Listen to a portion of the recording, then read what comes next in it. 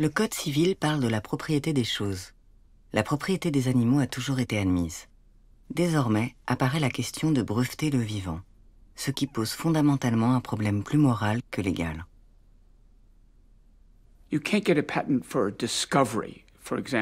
On ne peut pas prendre un brevet sur une découverte. Par exemple, vous allez dans votre jardin et vous trouvez un nouveau type d'oiseau. C'est peu probable à Paris ou à New York, mais peut-être est-ce possible en Amazonie ou en Alaska. C'est un événement naturel, entre guillemets.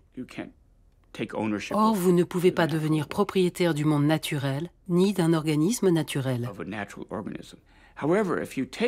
Par contre, si vous prenez cet oiseau, si vous l'élevez et créez un nouvel organisme, un nouveau type d'oiseau, vous pouvez en devenir le propriétaire.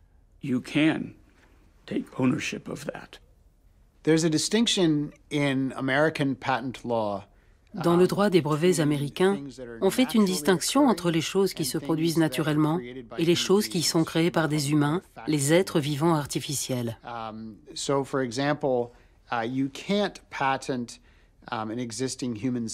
Par exemple, vous ne pouvez pas breveter une cellule humaine existante ou la cellule d'une plante que vous auriez seulement découverte.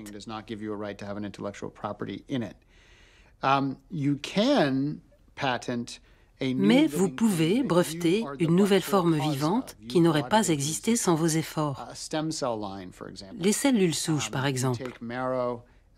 Si vous prenez de la moelle pour développer des cellules souches, celles-ci seront des choses vivantes, mais elles n'auraient pas existé sans vos efforts.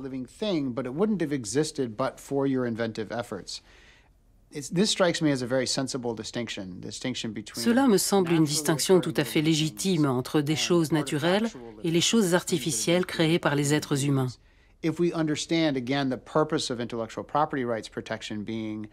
Si on comprend que la propriété intellectuelle justifie moralement les efforts de quelqu'un sans qui les choses n'auraient pas existé, cela fait sens.